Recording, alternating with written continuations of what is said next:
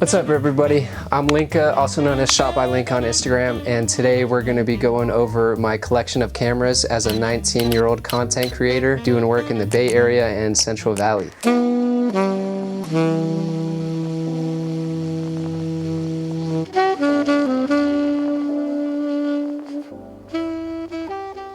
So first and foremost, I have a lot of cameras. I don't need all these by any means, but I've been so blessed and fortunate that a lot of people like different looks and styles of art. So anywhere from film cameras, VHS cameras, medium format 35mm film, my Fujifilm X-H2S, which I'm recording this on, my X100V. I essentially have it all. Very grateful to say that I do. Number one, we have my Fujifilm X100V. This is a 26 megapixel APS-C sensor with a fixed 23 f2mm lens.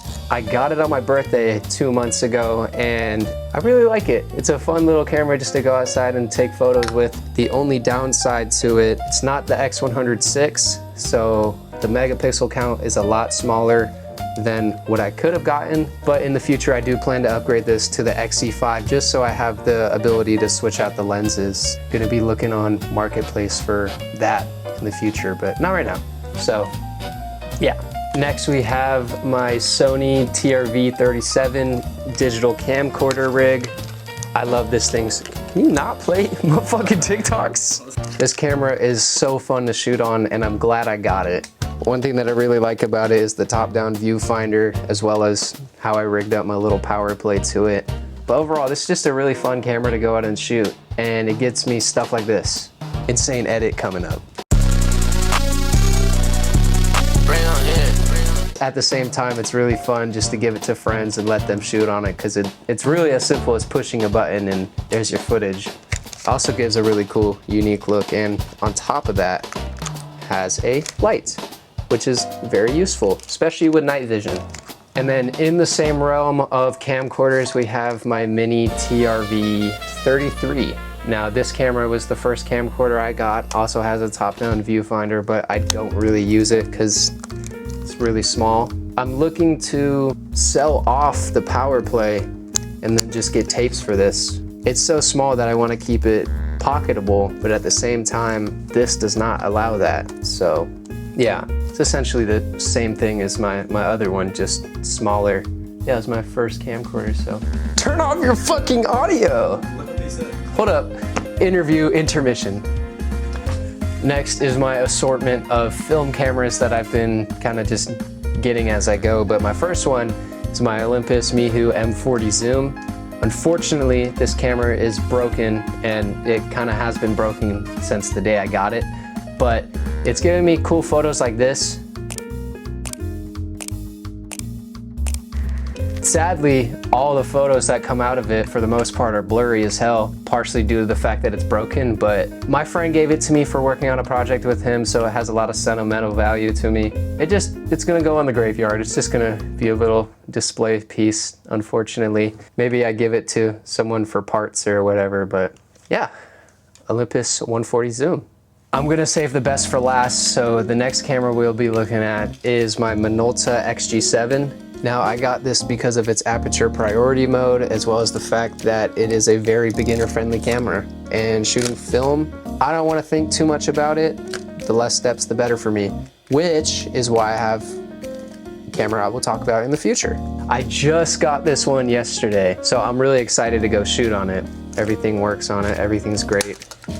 And I put let's see, this is I forget what lens this is, but it's a wide angle, so when I look in the viewfinder, I can see everything plus more. Looking forward to shooting a lot of cars and a lot of landscapes on this one, and we'll see where it goes. The next one that I have is to replace the Olympus, but this is a Pentax IQZoom 160, and it's a little nifty point and shoot film camera, but I really like I like the look, I like the feel of it, I like the flash too. This one is fully automatic, which I like because I wanted a camera that I could just throw in my bag and take out when I'm not shooting something for somebody, just a lot of personal stuff, concerts and whatnot, and just out with my friends. Very tactile little camera. It zooms all the way out. Excited to shoot on this too, but I also got this one yesterday. Film is very expensive now, and I sadly can't afford to shoot film every single day. You know, I'm excited to shoot on it.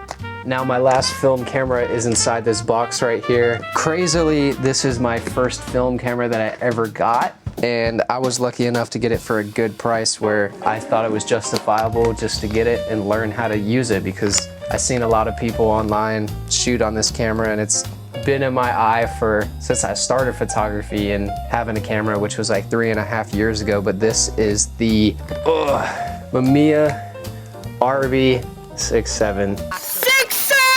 This thing is my baby, and why I opted out for this instead of something else is the rotating back. This is a medium format film camera from the 1970s. I've shot a bunch of cars on this so far, and it's honestly my favorite camera to use. It's really heavy, so that's a little downside. However, your boy is strong, so it's not an issue. Top-down viewfinder, manual focus, whatnot. I use a light meter to get my readings, but it has a very, very nice sound to it. If I can get it to fire. Yay! Now to talk about why I started shooting film and why I have so many film cameras right now is I have been working for a car club in Burlingame, California, and I proposed an idea that all the cars and all the media would be shot on film aside from video. They were open to the idea. So I get to create art, I get to take cool car photos, and at the same time I get to do it on film, which I think is really cool. And it's a big learning experience to me as much as it is to everyone else involved. This camera shot a couple cars, I think 1 or 2 weeks ago. I fell in love with how they all looked, and this is them right here.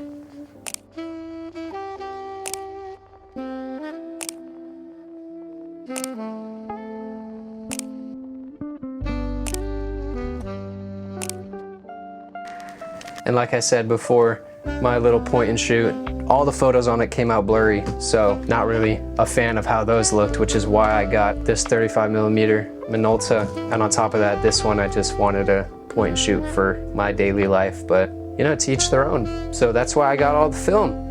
Last but not least, I want to talk about my Fujifilm X-H2S, which I'm using to record this video. I got this camera about 3.5 years ago, and it has been the best decision I've ever made as far as a camera. I took so many photos on it. I have done so many projects on it. No issues whatsoever, and I have a bunch of lenses for it too. My most recent pickup for it was this 70-70 Tamron f2.8. I use this for about most of my projects nowadays. Originally, I was shooting on a Sigma 18-50, but that extra 20mm of focal length is just very, very helpful when I need to get a close-up shot or I need to get some other stuff. But I made some pretty dope things on this, like this.